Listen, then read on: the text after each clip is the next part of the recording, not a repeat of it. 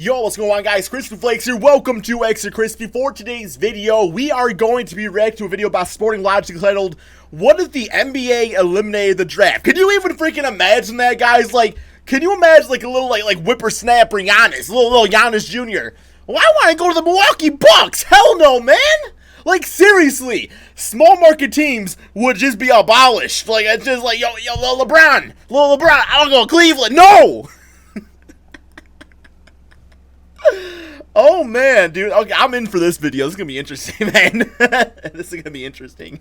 The entire history man, look at the of channel the description NBA, below, the as best always. college and international players have entered the league via the draft, a system intended to provide the worst teams in the league with an influx of young talent by giving them the highest picks, with or without a lottery system, depending on the era. However, this is a system that certainly has some flaws. In recent years, more and more teams have been tanking their entire season or multiple seasons just for the chance to get a high draft pick, and the system is generally unfair to the talented young players entering the league because they don't have any influence or power over where they get drafted. Well, the best players, I think they should go to the worst teams. So welcome back, everybody. My name is Tucker, and in today's video, I'm actually going to be doing something that I've never done before on the channel, and that is a what if video. And this isn't going to be some super complicated or convoluted what would have happened in the past or the future of the league Mike if this Orzemba event stuff going had or on. hadn't happened. Instead, I'm going to be looking at what would happen if the NBA just completely eliminated the draft as we know it. What other solutions would there be to maybe be a little bit more fair to some of the talented young players coming into the league? So in this video, I'm going to be covering three options that in my opinion are viable ones to potentially replace the NBA draft as we know it. And the third one in this video all the way at the end, in my opinion, is one of the most, if not the most interesting concepts I've ever put out on this channel. So you're going to want to stick around. I'm in for to see this. that Let's get it. The first option is one that gets thrown around a little bit sometimes on Twitter and Reddit and stuff like that. And that's just allowing rookies to sign with whichever team they want to. Oh man, that would just, can you just, oh man. Maybe if every team had like a limit of how many rookies they could sign. Oh man, could you imagine if freaking Anthony Bennett was signed to a max contract by Cleveland back in the day? Can you imagine? Okay. When they enter the NBA, they declare for the NBA, either out of college or international player or however they want to enter the league, and then they just sign with whichever team they feel like. Whatever the teams feel like they are worth contract-wise, they just enter a free agency pool, that would be awesome. And then they can be signed to whatever contract from there. The issue here is it's unclear how the wage scales would work, because if they're able to just sign regular like 4-year up to max contracts like players are allowed to coming off of their first contract in the league now, then that would mean that a lot of rookies are going to be making a lot of money. The veterans are obviously going to be upset about that because that's going to be taking away money from what the pool could actually be for them in terms of salary for individual teams, and it's just unclear how exactly that would work. However, it would certainly give the players a lot more choice over how they start their careers, and the teams with the most money and the best situations would end up signing the best rookies, which would put even more of an emphasis on free agency and on teams having cap space and flexibility than it already does now. Like LeBron would if they kept the current wage scale based off how many years you've been in the league, then it would be really important for certain teams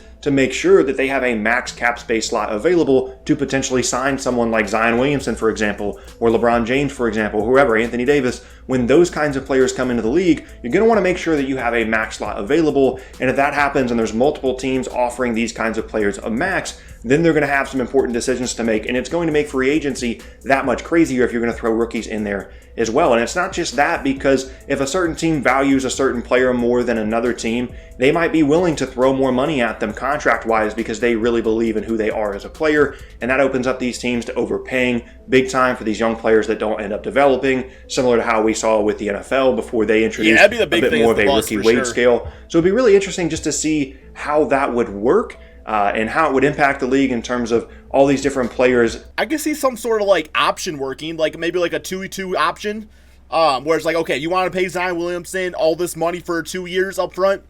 That's understandable. You know, it's worth the risk right there. But if you give him that 2+2, then it's like, okay, the second 2 years, it's like you can decline that option, and then it's like, all right, like Anthony Bennett, we knew after like 2 years he was a bust pretty much. So it's like, yeah, I guess I could see. The only thing I see is just I would see all the rookies going to the big market teams, really.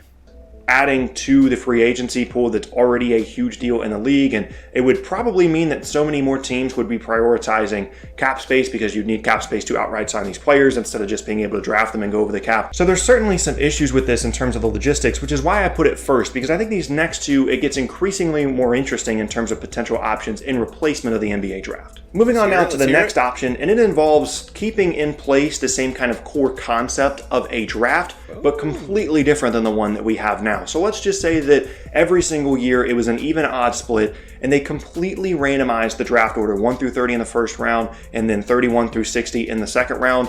And teams could pick whoever they wanted to in that order, but the order was not determined in any way by the previous season standings. It's completely randomized. And then there's one other twist, and that's that players are allowed to say no if a team drafts them. For example, in this past draft, if the Pelicans ended up somehow with the number 1 overall pick again in this randomized order. If I go with a randomizer, I just want it to be as is. Because wouldn't that absolutely suck? Like, let's say you're a fan of the Memphis Grizzlies. Okay, the Memphis Grizzlies. And all of a sudden, your team gets the first pick, and you're all excited you're going to get Zion Williamson.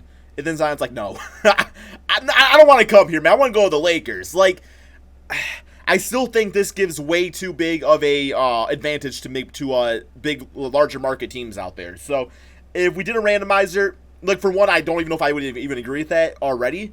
I mean, it would definitely help for, like, the teams that are, like, stuck in that mediocrity phase, you know, like that 8 seed, 9 seed, 10 seed kind of thing, because those teams never really get good enough picks to get out of that rut, so it would help them out. But then you just think about, like, okay, what if the damn Golden State Warriors, when they had Durant and Curry and Thompson and Draymond, and then all of a sudden they also got, like, damn, I don't know, man, I guess it wouldn't be Karl Anthony Towns, like Zion Williamson or something, like, you know what I'm saying, man? Just going back to him, so order, Zion Williamson would have had the option to say, no, I don't want to be drafted to the Pelicans, and then it would move on to the second pick. And there's a couple of different things that would create some drama for sure. One, that's a lot of power to give to rookies and to players just now coming into the league. Two, you'd really have to consider, at least as a team potentially drafting a player, you'd really have to consider whether or not you think that they are going to say yes and they're going to want to join your team, which, very similar to the first option, puts worse and smaller market teams at a distinct disadvantage because in all likelihood, some of the best players in the league every year are going to just turn down the opportunity to be drafted by, you know, some of the smaller teams in the league like the Pelicans instead of just going to the Lakers or the Knicks or whoever. And that would be a big issue for these smaller market teams. However, that doesn't mean there aren't some positives, because from an entertainment standpoint, this would add so much more drama to the draft, because obviously teams, especially at the higher picks, are going to be pretty sure when they're selecting a player that they're going to say yes and they're not going to turn them down. But it would add that much more drama to the draft in terms of, is this player actually going to say no to being drafted by an NBA team? Now, in terms of what would happen after a player says no, it would be kind of two different options. Either their pick just gets completely skipped and you go to the next team, or you give them the option to go and pick another player. Problem with that is the draft would take forever if certain teams and players are having issues getting a player to say yes, and that would just create a whole different mess. However, I just think, though, that's like, the reason I like the draft how it is right now, for the most part, is because, you know, going back to Giannis, like, Giannis was even a beast right away anyway, but let's say Giannis would have went to, like, a team like the Lakers or something like that, and maybe he wouldn't have got the chance out there. I think going to a team like the Milwaukee Bucks, a small market team, he kind of bought into that, and they bought into him, and that's not always going to be an opportunity that's going to be there, that if you have that option to go to that big market team. Because, like, Giannis, I'm sure his first choice was not to go to the Milwaukee Bucks, but now after being with them for quite a few seasons, he loves it there. So, I think that having having these rookies drafted by these small market teams, it gets them a chance to fall in love with the area and just develop friendships and stuff like that, where eventually, you know, your rookie contract's not forever. So at that point, you are more developed in the league, and you can decide, hey, do I want to make this place my home long term, or do I want to go out there and sign with that big market team if they got the cap space? So I don't know. I just think the way it is right now, it gives players a chance to experience something that they would not experience otherwise, I suppose. The advantage of this is there's no advantage to tanking. There's no reason for teams to tank because the draft order is completely randomized, that is true. Which allows all these teams to compete for playoff spots at all times. There's no point in being one of the lottery teams currently, one of those slots, because there is no lottery in terms of having an advantage for a high pick. But again, this solution and the first one have a big disadvantage towards smaller market teams and towards teams that aren't very good, which again, in the current NBA is kind of the point of the draft, to help these teams that aren't as good get back up to the top by getting a chance at a really good player. Which brings us to our third option, which in my opinion is one of the more interesting things that I've ever put on this channel. So for this idea, we're going to briefly go back to the original concept in the first idea, and that's letting players sign with whatever team they want to. Let's just say that that's the scenario. You can sign with whoever you want to, but there's a bit more of a structure to it. So keep in mind as I go through this that some of these numbers are certainly allowed to be tweaked a little bit, but let's just say that you are a rookie and you're allowed to sign with whichever team you want to in the entire league. If a team has cap space, you're allowed to sign with them for up to 5% of that year's salary cap. That is your max salary that you can sign for as a rookie, and all rookie contracts would be a maximum of 2 years plus a team option year. Then after that, you would go into restricted free agency, but just like every other option in this video, there's a twist. Okay. In this scenario, teams would also have the option once every 3 years to use what is called a 10% exception on a rookie, allowing them to sign a rookie to a contract worth up to 10% of the salary cap, and everything else would be the same. Still a 2+1, they still enter restricted free agency, but again, once a team uses their 10% exception, they have to wait 3 years before they're allowed to use it again. And you're only allowed to have one player of this type, of this 10% exception, on your roster at one time while they are on their rookie contract. You can't use your 10% exception 1 year and then trade for another 10% guy a different year. You only get one, and you can only use it every 3 years. You know, I think I would actually be okay with the trade part of it, though.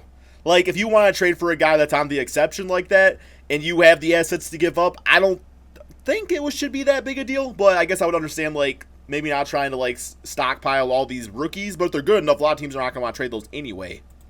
This would mean that teams would have to be extremely mindful about which players they're using this incredibly valuable 10% exception on, because you don't want to end up missing out on an opportunity to get a big time player because you used this exception on a guy that ended up being a bust. And not every team, once the system gets rolling, will have a 10% exception available every single year, and on average, ideally, only about a third of the league would have access to a 10% exception on a given year, which would allow the high-end young talent to be spread more evenly around the league, because it wouldn't just allow the Lakers and the Knicks and teams like that to go out and sign the best. I guess in this scenario, though, if all the rookies are free agents, and correct me if I'm wrong or if you already stated this, so could a team only sign one rookie, or are they allowed to sign as many as possible?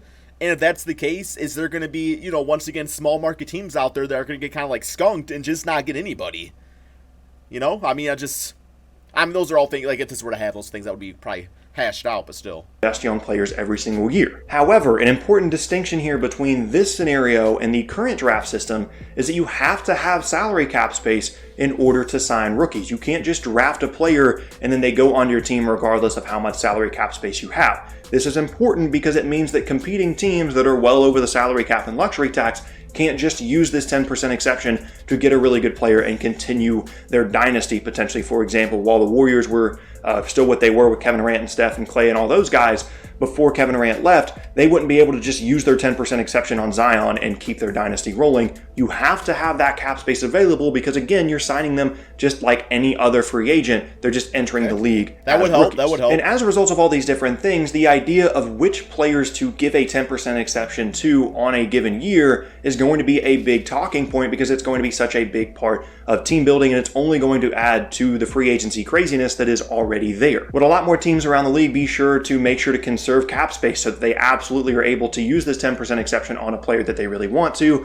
Would certain young players turn down the opportunity to make double on their initial contract just to go and play with players that they want to in a city that they want to? That's a good point. Because that would certainly be an option as well, and it would just be really interesting to see certain teams. Yeah, like, I'm trying to think of another good example. I just don't have one. I'm just going to say his name, although Miami's a great place to play. Tyler Hero. That's just the first rookie that came to my mind. Like, with Tyler Hero, you know, he could play for Miami, or let's say Miami offered him the 5%, but the Seattle bitch asses, I don't know, man, offered him the 10%. Would he go to the Seattle bitch asses and play in that team just for that extra money? Or would he go to the team he wanted to in the Miami Heat? teams prioritizing different players because they know that they don't have a chance at a Zion Williamson, for example. Like in this past draft, let's just say that Atlanta knows Zion has told them he doesn't want to play in Atlanta, but they have their 10% exception available. Maybe they end up using it on someone like DeAndre Hunter to continue to add to their core, even though other teams might not end up wanting to use their 10% exception on someone like DeAndre Hunter. So everything becomes very situational, and there's just so much stuff to talk about in any given draft. However, this certainly isn't a perfect system, and I'm willing to admit that because it takes away one of the biggest bargaining chips in trades in the league nowadays, and that is first and second round picks. Just having the ability to trade players for players rather than having picks to kind of increase the value of a trade package would really hinder the ability for certain teams to make trades and things like that, which could be a good or a bad. You know, you could go with like a 5%, because even like 3% more money, I think is pretty hefty. Like especially for a rookie, like you go like say you have like 5%, and then you toss it up to maybe 8% every 2 years, and let's say you could trade those 8% exceptions. You know, like let's say you could trade your, or even your 5%. I mean, like legitimately, if you don't want any rookies this next year, okay, I'm gonna trade this team my 5% exception, so they have 2 of them. So that would be kind of a way to replace the draft picks, I think. Bad thing, it would certainly impact the league a lot if this new system was implemented. But I just think that it's interesting. It gives the players more power. It, in a way, kind of smooths out the league in terms of the young talent going around, because you're not going to see like 3 and 4 equivalent of first-round picks on the same team in a couple of given years if a team gets really lucky in the current lottery system. There's no incentive to tank because all players are just going into the free agency pool. And actually, there's probably incentive to be better because most rookies, even with the 10% exception rule, are not going to want to go to a really crappy team that hasn't won any games in the previous 4 years, like certain teams around the league. So all that would just be really interesting and intriguing, and I would love to see this implemented, even though obviously it's not going to. But it would be really interesting if the NBA eliminated the draft in exchange for this scenario specifically. Okay, so that is the end of that discussion right there, guys. I mean, I think it's interesting. I think you brought up a lot of good points here. So what one did you guys like the best? That last one, that was definitely in depth. So I think doing some tweaking with that, it would be interesting. Like seeing like what teams would use their 10%, their 5%, all that good stuff, where free agents would sign, why they would sign. But yeah, hope you guys all enjoy. Check out this man's channel, link in the description below. Thank you all so much for watching, and peace out, my friends.